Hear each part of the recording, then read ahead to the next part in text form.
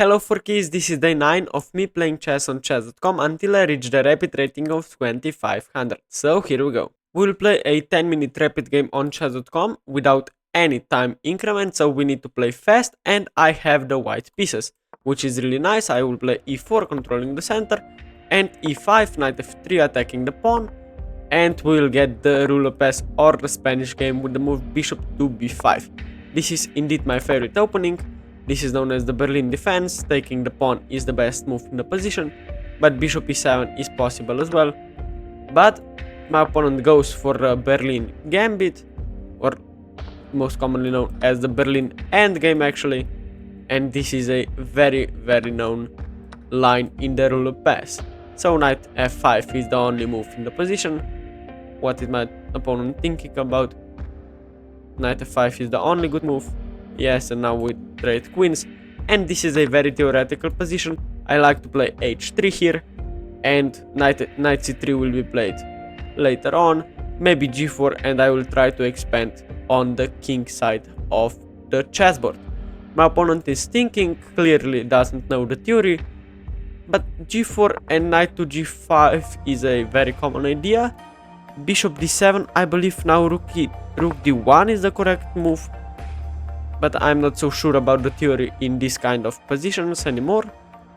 I know that bishop c5 is usually an idea, or bishop e7 and trading the knights off, but my next move are probably g4 and knight to c3, or maybe bishop to f4 actually in some positions, or even bishop to g5 check. And bishop e7, maybe trading. We'll see what my opponent does, and I have a 1 minute time advantage already. This is only a 10th move of the game, and we need to play fast. Having a time advantage is always pleasant. And what is my opponent going to do? King c8 is probably a move.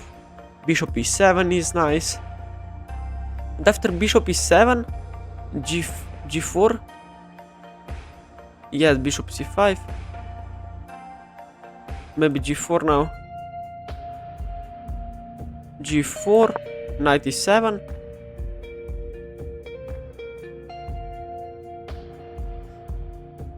What will my opponent do here? What will my opponent do? Knight e7, probably the only move. Maybe there is actually no tactic, so knight e7.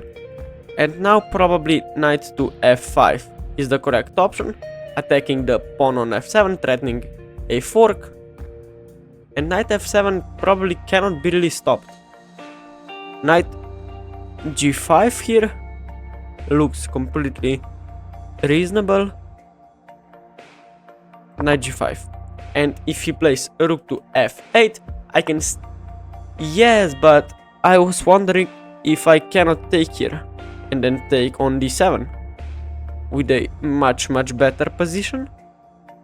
Maybe then there is rook d8 and he gets a big advantage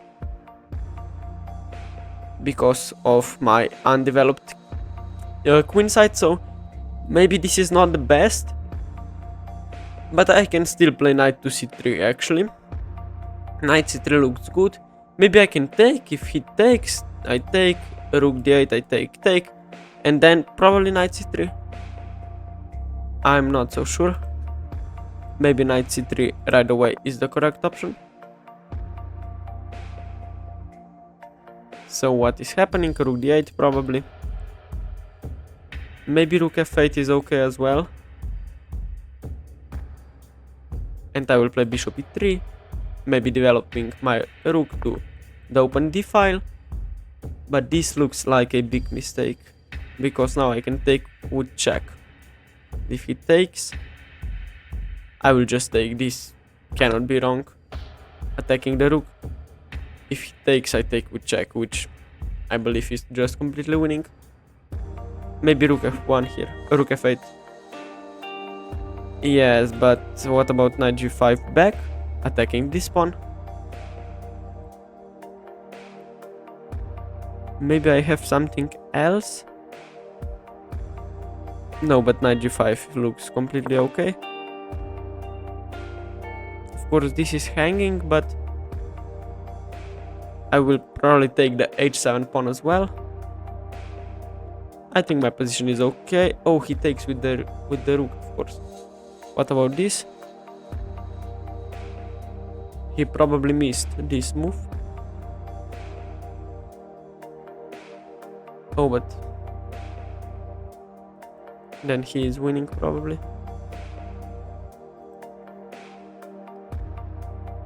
Maybe king h1 here. And then threatening to play knight e4. Oh, I can play this knight to e4, and if he goes here, my rook is actually defended. Oh, that's very nice. That's very beautiful tactic. I can play this knight here, attacking the rook and the bishop, and my rook stays defended, which is extremely crucial in this position. That my rook is defended on d1. Wow, I missed. Knight g to e4 is the winning tactic in this position, I believe. What can my opponent even do? Maybe he can take and then try to hold this position, but I will simply have a piece for a pawn, which should be completely winning. Attacking the b7 pawn and the bishop at the same time. Maybe e6 and knight d7 are on the way, and I believe my position is winning now. And this is actually a fork, and my name is Fork Chess, so now you have to subscribe. Please guys, it would really help me out, thank you. I'm so happy you guys are here. Maybe my opponent can sacrifice the piece like this, but then I can take the rook, of course. What is my problem? Taking the rook is, of course, much better than taking a piece. And this might be my biggest win so far against the 2020 rated opponent. So what my opponent thinking about? Rook f3. Okay, I can simply take, right? And maybe like rook g3 here. I'm not so sure about this, because the bishop on d7 is hanging always. So maybe bishop c8 first, but then I can play king g2 attacking the rook and defending my pawn, and this probably is just resignable.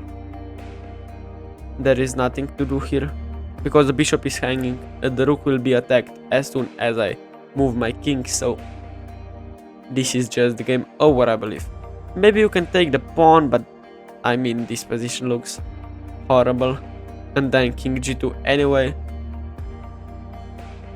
Then just all the way back, and I will have all the initiative on the world. I think this position is just resignable here.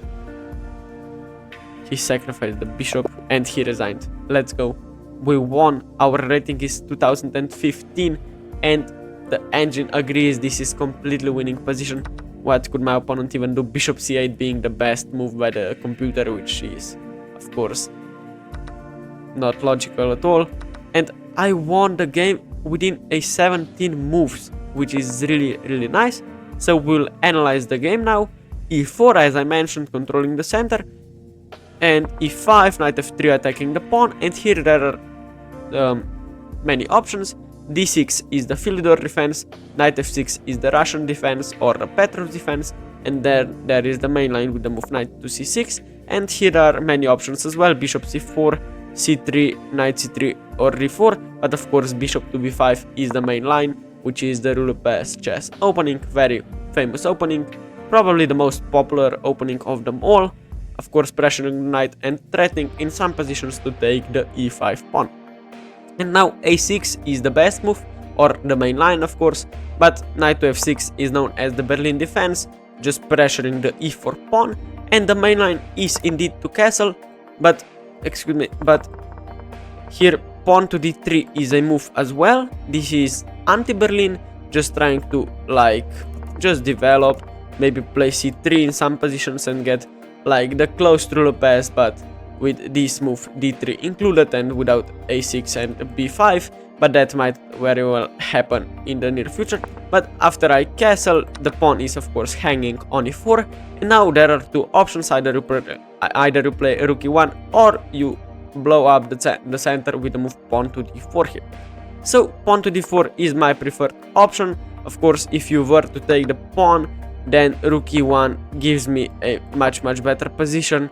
Of course, this should be maybe not as good as the engine suggests, but this position is almost winning because I have f3, bishop a4, bishop b3, not allowing black to castle, and this position is winning. So taking the pawn on d4 is considered very bad. Knight d6 is the best move, and now this is the Berlin Endgame. And here there are three options: knight c3, rook d1, or h3. h3 is a modern way of playing, and after h3, I don't really know the theory, maybe king e8 or bishop e7 or bishop d7. I think these are the only options for black, but of course there are many other lines as well.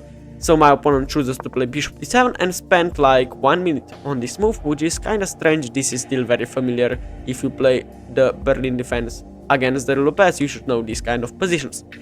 But I played rook d1, which is a top engine move, and now bishop c5 was played, giving me a winning advantage after move g4. And I spotted this brilliant move, although it's not really brilliant, but it is a very good motif to know in the Berlin defense. And after knight e7, the only move, now I played...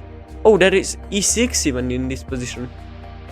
e6 maybe was the winning move here, followed by knight to e5. Oh, this just wins an exchange. Wow. For a pawn, of course. But I miss this. I miss this. Maybe even bishop g5 now, as the computer suggests. And this position is probably winning. But I played after knight e7, I played knight to g5, threatening to win an exchange.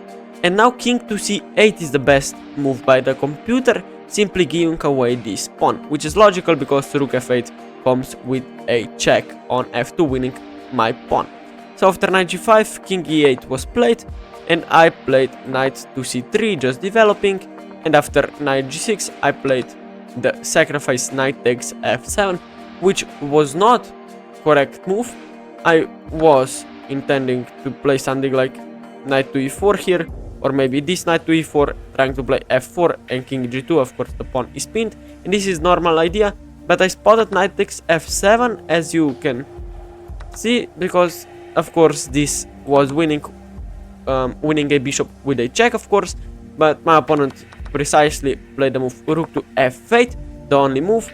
And after knight to g5, my position is almost lost, but of course this move blunders the game away, because I have the move knight g to e4, forking the bishop on c5 and the rook being on f2. And this is a winning chess tactic. Fork, you need to know all the forks possible, and my name is Forky Chess, so please guys subscribe, it would really help me out. So after knight g to e4, my opponent simply played rook to f3. Of course the bishop now is hanging, and he sacrificed the bishop on g4, which is not really a sacrifice. And here my opponent resigned, because if I were to take, then this position is of course completely winning here. But there is one more detail I need to show you, because after rook takes f2, I was intending to play the move knight to e4, but now the winning move is rook to d2 check, and my rook is hanging on d2, so this is not good. So the only winning move in the position was knight g to e4, and this is a winning fork tactic. So guys, this was the day 9 of me playing chess every day until I reached the rapid rating of 2500. If you liked the video, please consider subscribing, it would really help me out, and see you guys tomorrow. Bye bye.